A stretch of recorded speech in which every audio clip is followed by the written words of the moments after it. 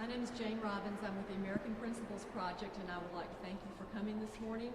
We have people assembled here who want to express their opinion about recent events, the governor's Easter Monday veto of the Free Exercise Protection Act. First of all, I'd like to tell you who has organized this. It's a group of 9 organizations in Georgia that collectively represent over 2 million people in this state. So in addition to American Principles Project, we have represented Citizen Impact, Faith and Freedom Coalition, the Fellowship of International Churches, Georgia Baptist Mission Board, Georgia Conservatives in Action, Georgia Right to Life, and 10 Commandments Georgia. You will hear from some people connected with these organizations later on in just a while. We also have a number of clergy assembled today to discuss this issue, and in the interest of time, we are going to just hear from 3 of them. The first will be Pastor Garland Hunt. He is with the Father's House in Norcross, and he is also the Executive Vice President of the Fellowship of International Churches.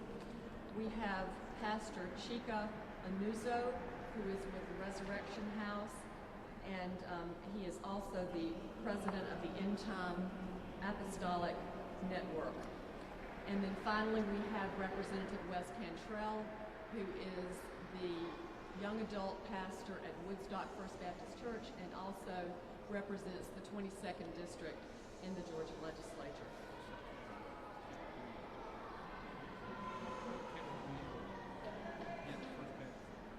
Okay, excuse me, I've just been told that we also have Pastor Kevin Williams from First Baptist Church of Villa Rica. So with that, I'm going to turn this over to Tanya Diddy of Concerned Women for America, and she's going to tell you about some polling results.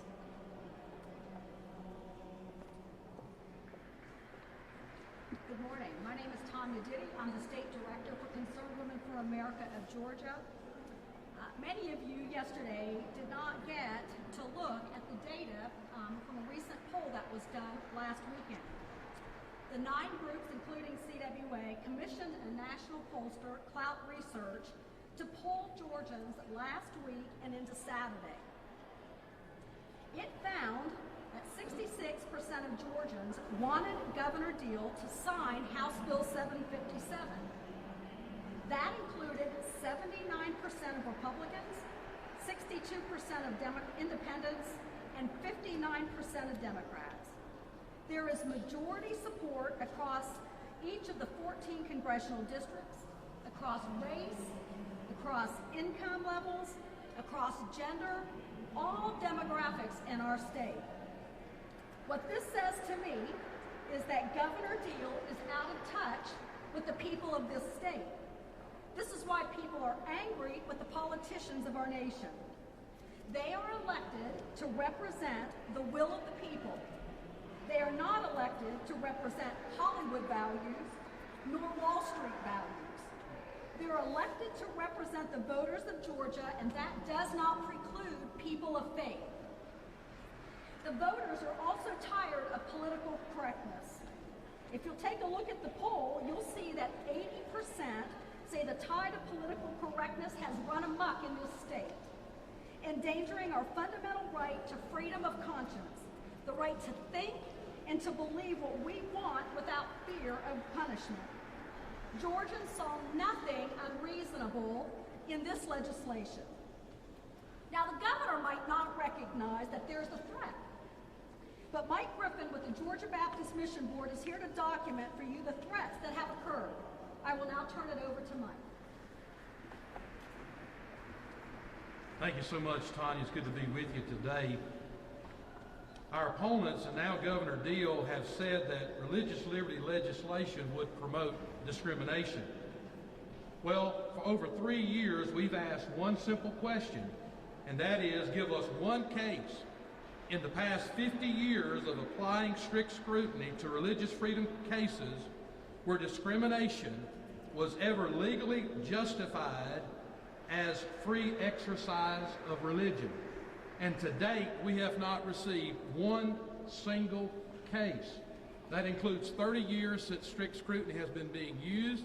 That's over 20 years of state and federal RFRAs. You would think if there was a case for religious discrimination, we would have heard one. They have produced 0 cases. What I want to show to you are a couple of graphs here.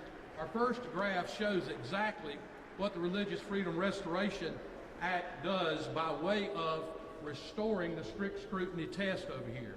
What you will see is that around the nation where the federal RFRA is, and according to 1997, the Supreme Court said that states have to pass their own RFRA, the same legislation that Chuck Schumer and Bill Clinton passed in 1993, the same legislation that Governor Deal voted for as a congressman. But you don't have those protections here in Georgia. All the states around us do. We do not have the same protection for religion that the press is enjoying here today, the freedom of assembly and the freedom of speech. But if you look on the second graph, you're going to see that the only places in the state of Georgia that are that is being allowed to have the strict scrutiny test are those military bases and those prisons. We think that Georgia needs to join 30 other states who have had this protection, some of them for 20 years. But to the contrary, we have experienced religious discrimination here. There are at least 14 cases that you have been given that we have shared with you. And these cases could have been avoided if Governor Deal thought religious liberty deserved first-class status here in Georgia. Matter of fact, many of these cases would have never happened. According to the legislation we have before you, if they had read this bill and adhered to it, would have seen that all of these 14 cases would have had a 30-day disclosure that they were going to either file suit or to deal with the intrusion on their religious liberty. Those cases may not have even come. And also because we did not have a state RFRA, guess where these citizens had to go? They had to go to the federal courts to be able to file and be able to deal with their situations. They wouldn't have had to have done that if we had that here in the state. There are a number of cases. Denial of Religious Club here in Atlanta schools at Sutton Middle School, and dealt with a lawsuit there. Restrictions on public prayer in LJ, they won that case. Restrictions on Christian clubs at Savannah State University was a Alliance Defending Freedom case, and a case dealing with a Catholic school being barred from locating in Swanee. And then a free speech case that dealt with at Georgia Tech. And by the way, that case, I think, cost the taxpayers over $200,000. And in that case, 4 out of the 5 of the claims were won. But a lot of that probably could have been taken care of if we'd have had a RFRA. These are just some of the things that are going on in our state that prove that Georgia needs the extended legal protection that has been afforded to other states, and our Supreme Court says that the state should enact. Thank you very much.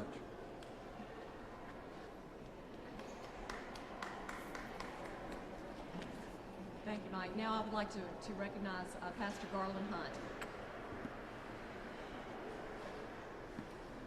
First of all, I'd like to say that as I listened to the governor yesterday, I was personally angered. I was outraged because I personally understand that the governor said to us, as we were in the governor's mansion just a year ago, he said publicly and before that he would support the RFRA legislation that was in essence given to the United States Congress that he signed, and if that same legislation came to Georgia, he said he would sign it.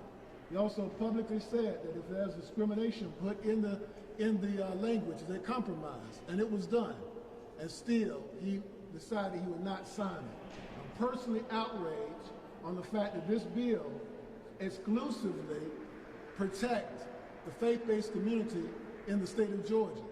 And even though it did not include even other businesses, only the faith-based community, he turned his back on the faith-based community in the state of Georgia.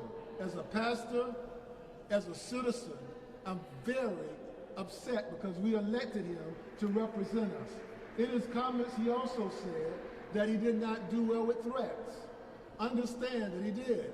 There was an economic threat that was put on Georgia by Disney, NFL, and any other person in Hollywood.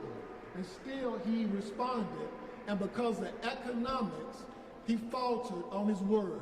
As a pastor, as a citizen, I'm very concerned. Yes, we do have inalienable rights from God. But I tell you, it's the responsibility of our state and of our government to protect those rights. And when they don't do that, we have to stand together as the church, as people of God, and say that is enough. Yes, we are asking for him to either change his mind or this state find a way to protect our religious freedom, and we're not going to stand for anything less. Thank you.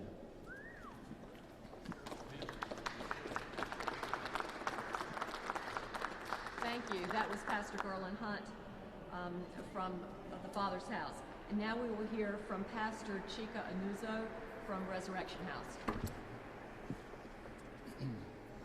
Good morning.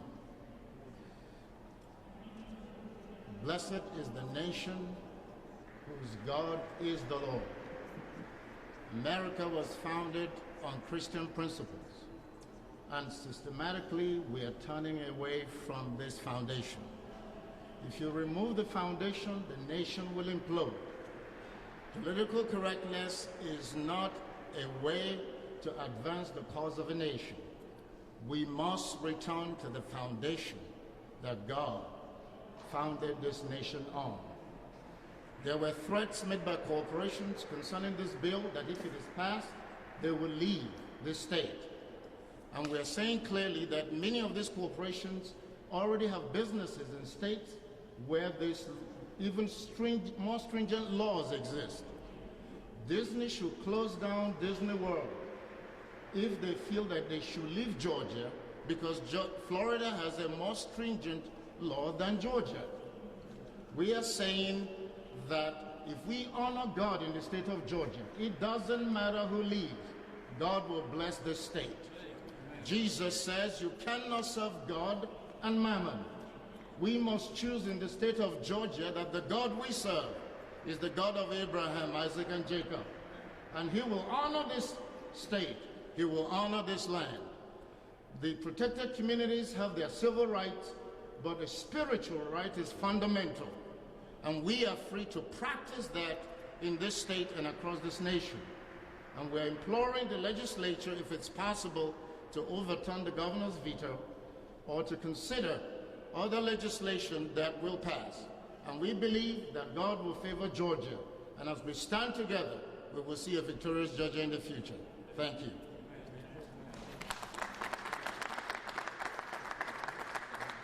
Thank you, Pastor Anuzo. Now we will hear from Pastor Kevin Williamson from First Baptist Church of Villa Rica, and he is also the Vice President of the Georgia Baptist. Well, good morning.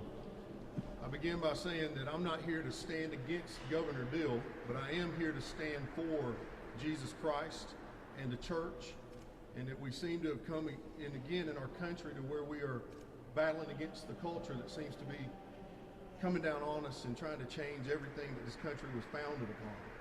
And I know that I speak for a large majority, especially in the Georgia Baptist, and we have faced for the last several years some scrutiny in trying to deal with legislation and things like that.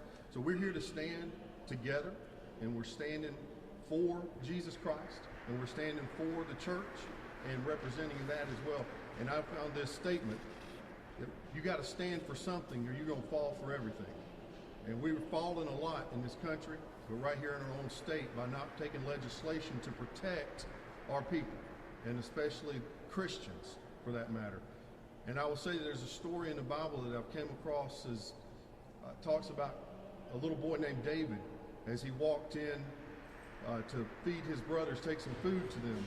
And those brothers were standing there facing another army, the Philistines, that had come against them, and out stepped this huge giant. And he said, this giant began to mock the Israelites and mock the God of Israel. And David looked to his brothers and he said, who will take up this cause? Who will take up this cause? He said, he's mocking our God.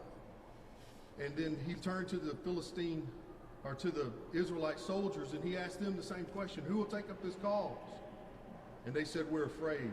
There's some giants that have come against us right here in Georgia, called the NFL, Hollywood, amongst others. These giants are trying to bear down pressure, Apple, bear down pressure on our governor and our state and our legislatures trying to force them to do it their way. And I will say that somebody has to say who will take up this cause. And I'm telling you, Christians need to wake up and take a stand for what we stand for, which is Jehovah our God. We stand, and I'll say today that we'll take up this cause, whatever it takes to continue to battle for religious liberty. Thank you.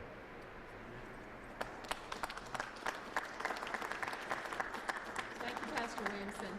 And now we will hear from Representative Wes Cantrell from Woodstock First Baptist. Well, good morning, everybody.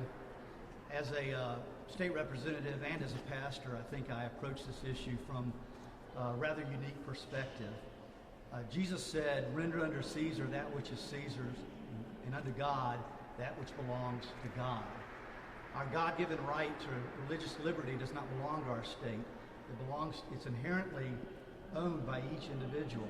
We need to remember, in the words of Governor Jindal from Louisiana, that America did not create religious liberty. Religious liberty created America. That's where we came from. That's where we started from. So let me address the issue first as a legislator. I have nothing but the utmost respect for Governor Deal. I've served one term so far as a state representative. I hope to serve another one. And Governor Deal has treated me with nothing but respect.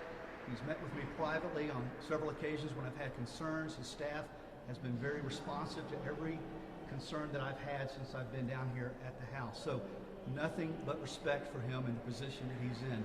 I understand it's a difficult one.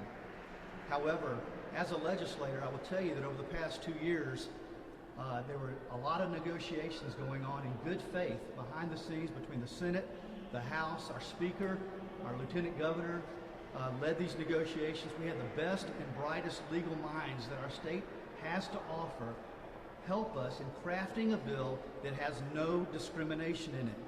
I repeat, this bill has no discrimination in it. Doesn't matter how many times people say it does, it simply doesn't. In fact, the bill explicitly states that it cannot be used for discrimination. However, it's been demagogued, it's been lied about, there's been deception, and so we've lost the argument because the narrative from the press and from special interest groups and lobbyists have caused people to have a complete misunderstanding of the bill. So my first ask would be that everybody simply take the time to read the bill and make sure you understand what it actually says before you state your opinion. Now, as a pastor, I will tell you that the community of faith that I serve are very concerned about the direction of our country and the direction of our state. Now, I may be wrong, but it appears that we're waiting for something bad to happen in order to enact legislation to address it. In my book, good lawmaking is preemptive. It's not reactionary. The fact that it hasn't happened yet, although it has, as Mike Griffin has eloquently stated, several cases where discrimination against people of faith has already occurred in our state, we shouldn't wait for something bad to happen. Probably 80% of the legislation that we wrote this past term was written in response to something that had occurred. I think good lawmaking is to see the future and head it off at the past and write preemptive legislation that addresses the needs before we have something bad occur in our state. This is good legislation. The community of faith wants it. In my district, probably over 80%. I've been inundated with phone calls, emails, text for the last 24 hours by people who cannot understand how a Republican governor could stand against religious liberty. The negotiations, back to that, in good faith, we were told, and maybe I'm naive because it's my first term, but we were told that the governor's people, business community, were all represented in these negotiations, and we watered down the bill and compromised in order to get the governor to sign it. So it's puzzling and surprising that the veto occurred. So we're going to be trying to figure out how we go forward from here, but the community of faith needs to know that we're standing up for them and on their behalf, and we'll continue to do so. This issue will not go away until people of faith and companies of faith have the protection that they deserve from the First Amendment. Thank you.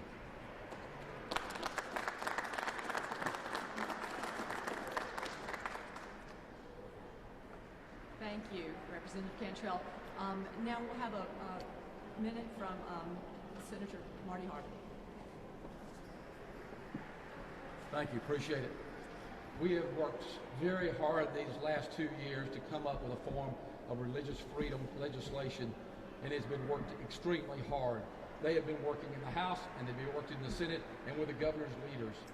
I believe that for us to come up and to take what's been done this entire session, these entire 2 years, is absolutely wrong. We need leadership in our House and in our Senate to stand up and say we need to call a special session. We need to represent the people, not business, not the big business entities that are saying this is bad. And if you look at it, it is correct. It is not discrimination. It is freedom and liberty for the religious leaders that are here today. If we look at Kelvin Cochran here in the city of Atlanta, there's an issue in which he is still going through the trial process in which his religious liberty has been challenged. And we're going to see that work through the courts. And I would just call upon this. I respect the governor. I respect him from the standpoint of that. But here's the issue. The issue is the Senate has spoken. The House has spoken. And we need our leaders in this respect, the Lieutenant Governor and the Speaker of the House, to move to their people, their representatives, and the senators, and call them to call for a special session, to let us deal with whatever we've got to do to get this through, to protect the people of Georgia. They have rights too. And what I see right now is we're to be a government by the people and for the people. But what I'm seeing is the people are being undermined by big business and special interest groups who lie about what's in the bills. And if you read the bill, it's there. We need to realize this, that if we crush religious freedom, we crush what made this country great. You can't ask for God to bless America when you cut God out. And I ask for this. I ask for the leaders of the Senate, the leaders of the House, to call upon every member that voted for it previously and ask them to ask and vote for and sign for the governor and for us to call a special session and to settle this issue of religious freedom for the people of Georgia. Thank you.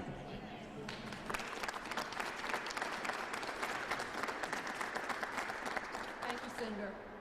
We have statements from other elected officials, which I will not read. We can give you copies of them, but in the interest of time, I will just say that we have statements of disappointment in the veto from Senator Ted Cruz, from Dr. Ben Carson, and from two Georgia congressmen, Congressman Jody Heiss and Congressman Barry Loudermilk. They both sent statements in support of our efforts to get religious freedom in Georgia. So we appreciate that, and we can get you copies if you'd like to see them.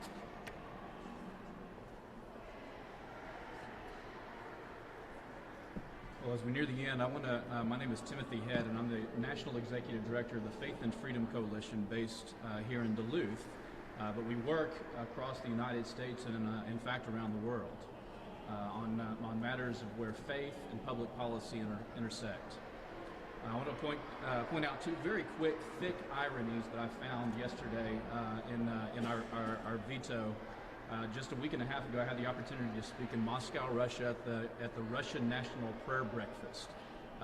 It's an ecumenical interfaith effort to foster communication of faith across Europe on matters of faith, again, where faith and public policy meet. Interestingly, I had an opportunity after the breakfast to visit with various ministers and members of the Russian Duma. And the thick irony that I want to point out to you is we actually had conversations with members there, elected officials, saying that we need, in Russia, religious freedom in order for economic prosperity to return to our nation. Can you give us examples, statutes, laws, and agency positions that would foster that? And the thick irony to me is that I actually had to turn to the federal government and other states rather than my home state. Many consider to be the hub, the buckle of the Bible Belt, ironically enough. Secondly, as we returned to the United States just last week, we see national basketball tournaments being played in states across the country that have stronger more stringent religious protections than what we were just contemplating and discussing for the state of Georgia for the last several months. This is an extraordinarily reasonable,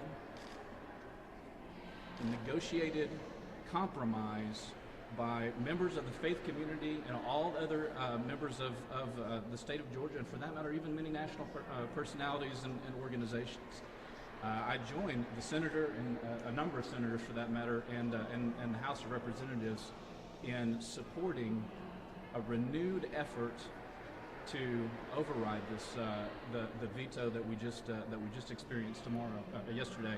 Because tomorrow, we believe that religious freedom is every bit as important in Georgia as it is in any other state in the United States. Thank you.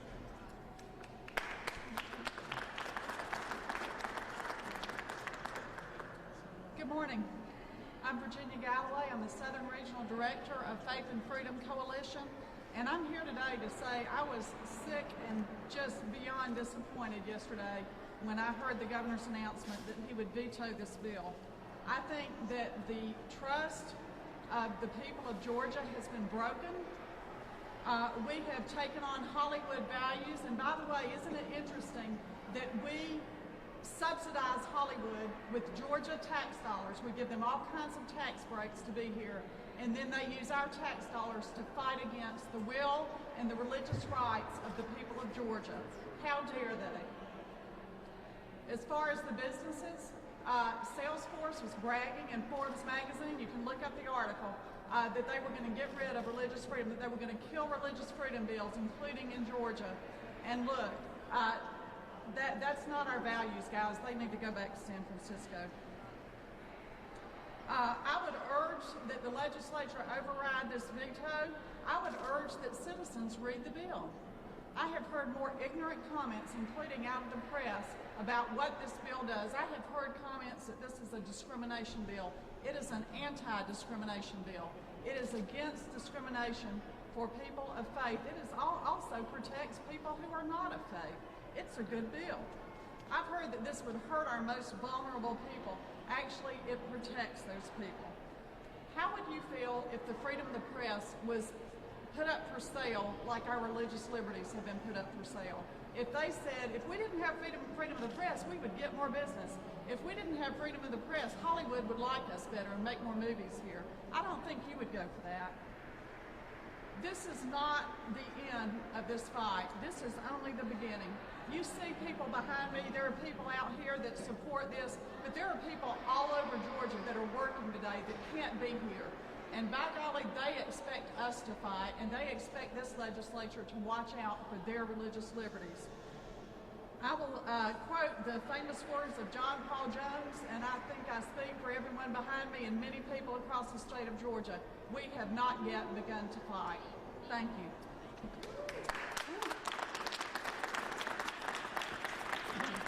Thank you, Tim and Virginia. Now for about 5 minutes, if y'all have any questions, Virginia and Mike Griffin and Garland Hunt will be here and we'll be happy to answer them.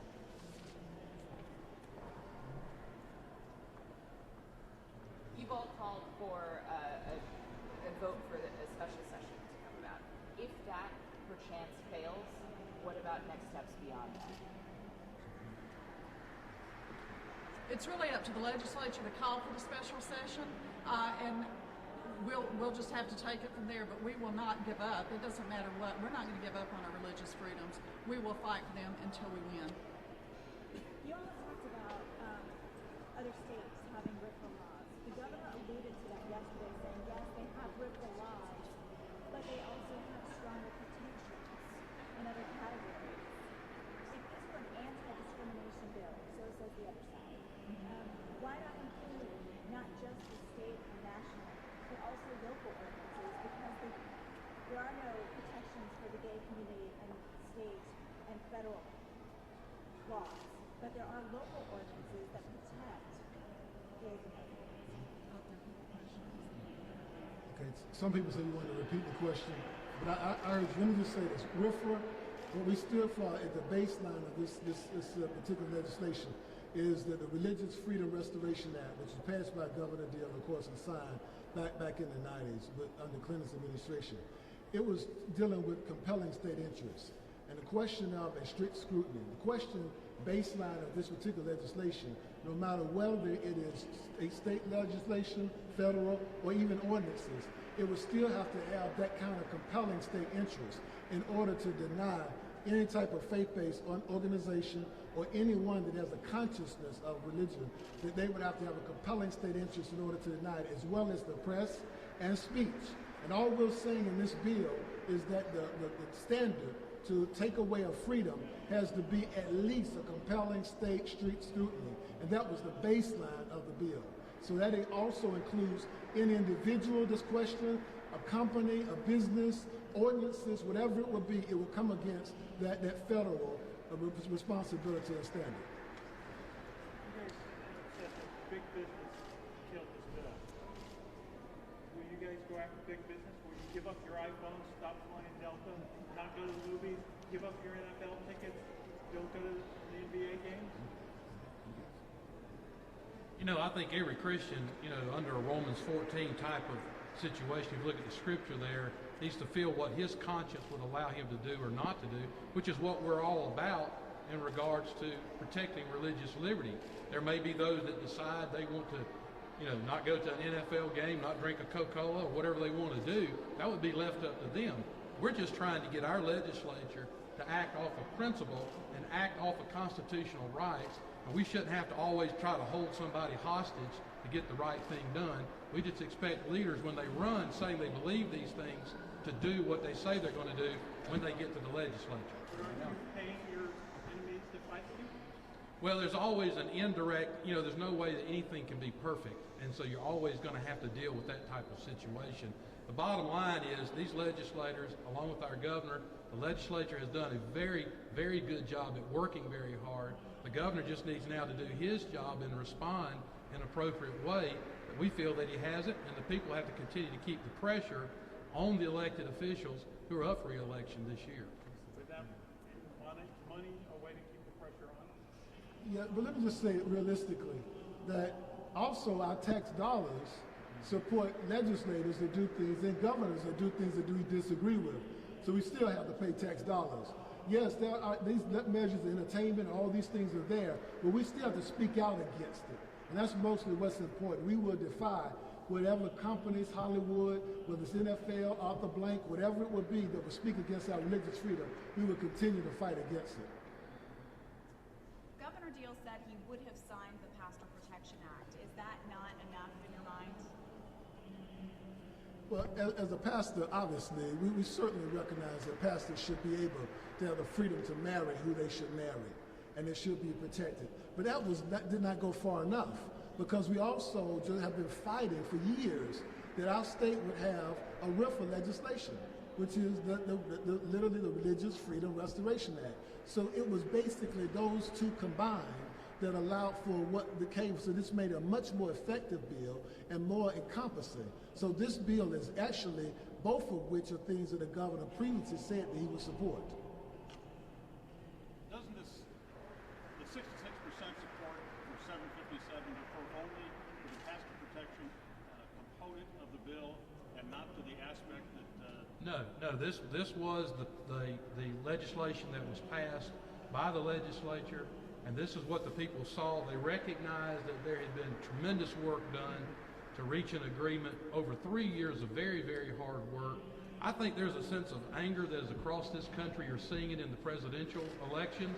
The people are getting tired of voting, getting people up there to do a job, get them there, and they pass good legislation, and then to only have it overridden by Wall Street and Hollywood, big money and special interests. I think that's fueling a lot of the anger that we see, and I think we're going to continue to see that here in this state if our legislature does not respond to the will of the people. I think that's important. But the question didn't deal with denial of service or accommodation by faith-based community. It only dealt with pastor protection. No. This poll was done last week after 757 had passed both houses. We gave a description of it. We did not say this is just the Pastor Protection Act. We laid out clearly. We certainly didn't describe it as a discrimination act because it is not. but we described more fully what that did in that polling question. Virginia, do you have copies of the printed survey and the results to hand out to the press? Yes, we do. Susan Myers. You have actual questions. Yes. All right. Well, thank you very much. We're going to remain around to be able to talk with you as we might have opportunity. Ms. Jane, do you have anything else to add to this? Are we good? All right. We want to thank everybody for being here. We thank these pastors for being here and our the coalition here of groups that have stood here today with us today. Thank you very much.